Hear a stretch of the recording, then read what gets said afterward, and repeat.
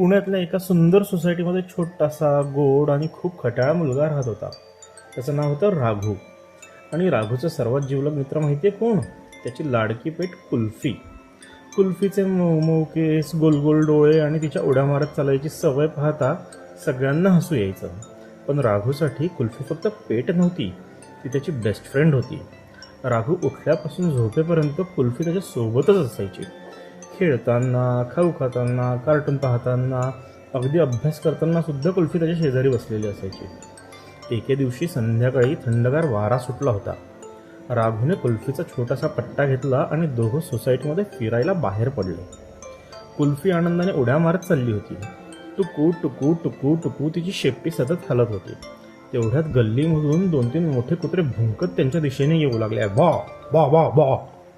कुल्फी धाडसाने त्यांच्या दिशेने धावली, पण राघू घाबरला. अरे देवा, हे कुल्फीला चावले तर? राघू इकडे तिकडे मदतीसाठी पाहू लागला, पण आसपास मोठं कोणीच नव्हतं. त्याच्या हातात काठी नव्हती, दगड नव्हता, काय करावं त्याला काही सुचेना. तेवढ्यात त्याला बाबांचं एक वाक्य आठवलं. रस्त्यावरचे कुत्रे दगडाला घाबरतात. राघूला लगेच एक भन्नाट कल्पना सुचली. तो पटकन खाली वाकला आणि जसा दगड उचलतोय अशी ॲक्शन केली. बस, ते कुत्रे घाबरले.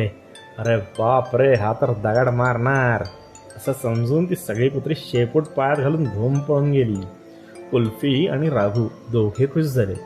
कुल्फीने आश्चर्याने विचारले, अरे राघू, तू त्यांना खरंच दगड का नाही मारला? ते तर आपल्यावर येणार होते. राघू हसला. तो कुल्फीच्या डोक्यावर प्रेमाने हात फिरवून म्हणाला, कुल्फी, मी तुला कधी मारतो का? कुल्फीने मान हलवली, नाही, कारण कोणालाही मारायचं नसतं. जर मी त्यांना दगड मारला असता तर त्यांना दुखापत झाली असती, रक्त आलं असतं. राघू पुढे म्हणाला, तू आजारी पडलीस तर मी तुला दवाखान्यात घेऊन जातो, पण त्या रस्त्यावरच्या कुत्र्यांना कोण नेणार? त्यांची काळजी कोण घेणार? कुल्फी शांतपणे ऐकत होती. म्हणून फक्त घाबरवणं गरजेचं होतं, न मारताही ते पळून गेले ना, मग उगाच कोणाला दुखवायचं कशाला? राघू म्हणाला. हे ऐकून कुल्फीच्या डोळ्यात चमक आली. तिला खूप अभिमान वाटला. माझा राघू फक्त माझाच नाही, तो सर्व प्राण्यांचा विचार करतो. कुल्फीने प्रेमाने राघूकडे पाहिलं आणि मग दोघं पुन्हा आनंदाने चालू लागले. टुक्कू टुकू टुक्कू टुकू टुक्कू टुकू. गोष्टीतून शिकवण, शहाणपण म्हणजे ताकद वापरणं नाही, तर कोणालाही दुखापत न करता प्रश्न सोडवणे.